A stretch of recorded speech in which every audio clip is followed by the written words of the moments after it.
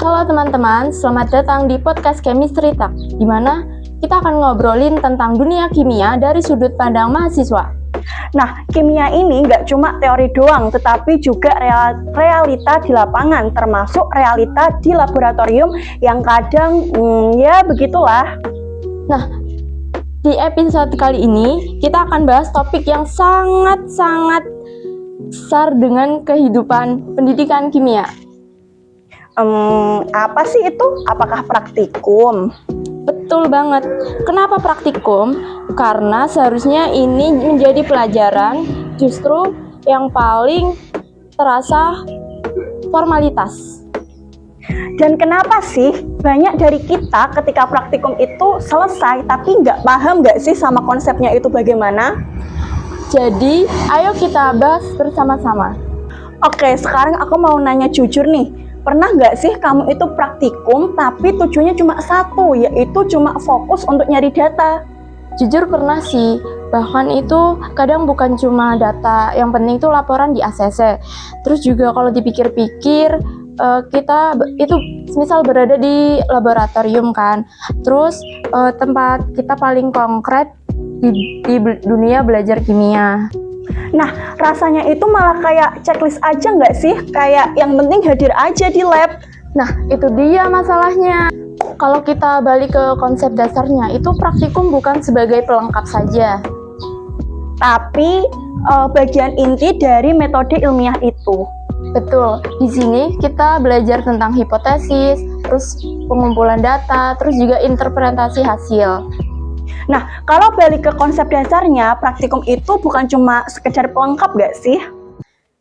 Tapi bagian inti dari metode ilmiah, kan? Betul sekali. Jadi di praktikum itu kita belajar untuk membuat hipotesis, menganalisis data, dan juga interpretasi hasil. Jadi bukan cuma membuktikan teori yang sudah ada. Nah, harusnya lebih dari itu sih. Kita itu belajar buat berpikir lebih luas. Contohnya? Nah, contohnya itu ketika kita melakukan praktikum titrasi asam basa. Nah, pasti kamu juga berpikir kalau tujuannya cuma nyari konsentrasi aja nggak sih? Iya, berarti cari titik akhir selesai gitu.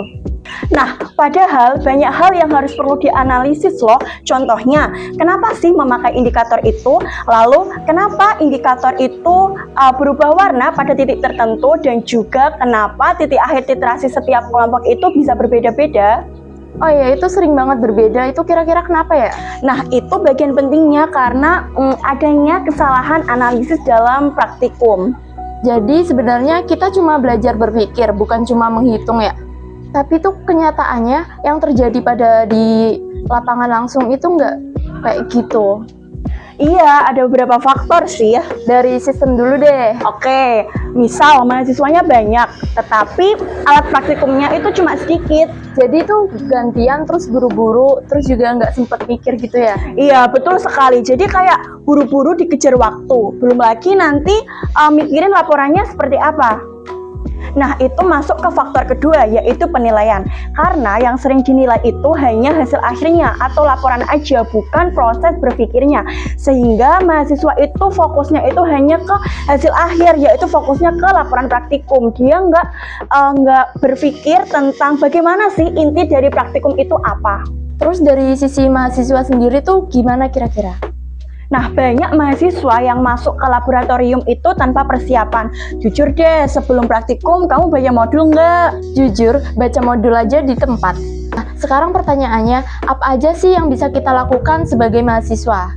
Kita bisa mulai dari sebelum praktikum, baca modul. Nggak cuma baca modul, tetapi juga kita tuh harus mahamin apa tujuannya, gimana langkah-langkahnya.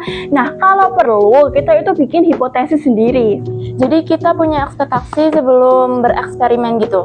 Betul sekali. Terus kalau praktikum, jangan cuma ikut langkah. Betul sekali. Kalau perlu, kamu itu bertanya-tanya, kenapa sih langkah ini itu dilakukan? Nah, misalnya dititrasi kan, kenapa sih harus mencari indikator tertentu? Betul sekali. Atau kenapa sih burat itu harus dibilas dengan Aquades? Wah, itu sih pastinya sering di skip ya. Nah, setelah praktikum itu juga penting. analisis hasil. Iya, tapi nggak cuma itu, tetapi kita harus refleksi kenapa sih hasil yang kita lakukan itu bisa beda dengan teorinya. Jadi laporan itu bukan sekedar formalitas, tapi dari kita cara berpikirnya sendiri. Tepat sekali.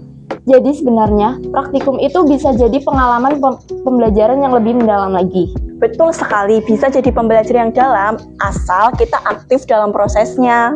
Berarti bukan cuma datang, terus ngerjain, terus pulang gitu ya Mbak? Nah, karena di level mahasiswa ini kita tuh nggak hanya sekedar belajar materi, tapi dengan cara berpikir ilmiah. Nah, iya betul sekali, dan itu yang nanti bakal kepake untuk kedepannya.